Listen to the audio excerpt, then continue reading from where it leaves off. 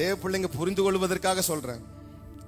மனுஷனை படைத்து தம் சாயல்ல படைத்து அதை அழகு பார்த்து வாவ் ரொம்ப சூப்பரா இருக்குன்னு சொல்லி அவர் மனதை மாத்திரம் நம்ம மனதுக்குள்ள வச்சிட்டாரு.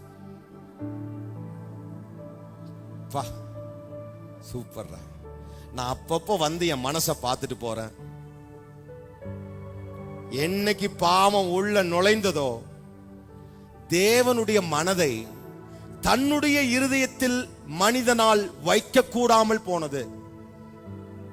என்னைக்கு உங்களுடைய வாழ்க்கையில என்னுடைய வாழ்க்கையில பாவம் நுழைகிறதோ தேவனுடைய இருதயத்தை மனதை நம்முடைய இருதயத்தில் வைக்க முடியாமல் போனது.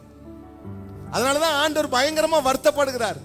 ஐயோ நான் பிளான் பண்ணிட்டேனே, வச்சிட்டேனே, திட்டமிட்டு, அதற்கப்புறமும் இவ்வளவு பெரிய திட்டத்தை தீட்டி தன்னுடைய குமாரனாகிய இயேசு கிறிஸ்துவை கொடுத்து இன்னைக்கு உங்களை ஜீவனுள்ள அதிகாரம் உள்ள தேவனோடு உறவோடு உங்களை மறுபடியும் இணைத்திருக்கிற அந்த அழகு. how beautiful. இத உணர்றீங்களா? யாராவது இத உணர விட மாட்டான் சாத்தான். இன்னும் உங்களை எப்படிதான் வச்சிருக்கிறான்? அந்த பழைய பாவத்தின் நியமத்திற்குள்ள வச்சிருக்கிறான். இன்னும் உங்களை சாபத்துக்குள்ள வச்சிருக்கிறான். இன்றைக்கு ஞானஸ்தானம் எடுக்கிற பிள்ளைகளுடைய வாழ்க்கையில ஒரு பெரிய சேஞ்ச் உண்டாகட்டும்.